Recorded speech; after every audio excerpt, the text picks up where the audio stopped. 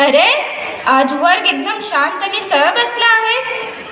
Madam, तुम्ही आला आहेत ना म्हणून सगळे शांत आणि सरळ बसले, नाहीतर वर्ग डोक्यावर घेतात. माझी आई म्हणते तसं शिक्षक म्हणजे देव आणि आपण देवाचं सगळं ऐकलं पाहिजे. आपण आम्हाला देवा समान. अरे वा, आज शिकायचं मूड दिसत नाही वाटतं. चला तर आपण हजेरी घेऊया. कृतिका हजर मॅडम. हर्ष हजर मॅडम. दर्श हजर मॅडम. चिन्मय हजर मॅडम. तनिष्का हजर मॅडम. रोशन हजर मॅडम. आज आपण नवीन काहीतरी शिकूया. मॅडम, आज वर्ग खूप एनर्जेटिक झाला आहे. आपण कोणता तरी खेळ खेळूया. हो मॅडम, हो मॅडम, आपण काहीतरी खेळ खेळूया. ठीक आहे, तर आज आपण भाषिक खेळ खेळूया. चालेल मॅडम. मी तुम्हाला एक शब्द देणार, त्या शब्दावरून तुम्ही कोणतेही वाक्य तयार करा, मात्र त्यातून जोक निर्माण झाला पाहिजे. हो हो मॅडम. दर्श, तुला मी शब्द देते चष्मा. मॅडम, हा चष्मा घातला ना तर मला सर्व दिसतं, फक्त दिसत नाही तर ते अभ्यासाचं दप्तर. अरे वा, छान. हर्ष, मी तुला शब्द देते पेन्सिल.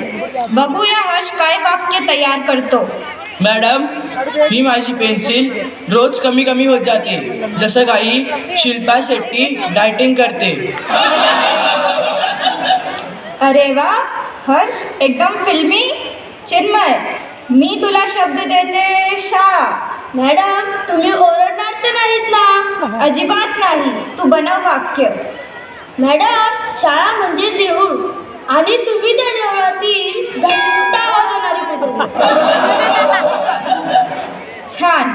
आता पुढचा शब्द देते तनिष्का. तुझा शब्द आहे घड्याळ. मॅडम, आपल्या शाळेतील गणिताचं तास इतकं हळूहळू चालतं जसं काय कासवाची मोठी बहीण. फार छान मुलांनो, तुम्ही सुंदर वाक्य बनवले.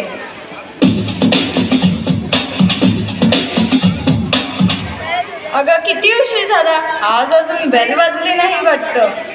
हो ना, या शाळेची ही नेहमीचीच कटकट असते. चल, तोपर्यंत आपण एक सेल्फी काढू. अगं, काय सेल्फी काढतेस? या शाळेच्या बॅकग्राऊंडला जर सेल्फी काढली ना, इन्स्टावर एकही लाईक मिळणार नाही. काहीतरीच काय.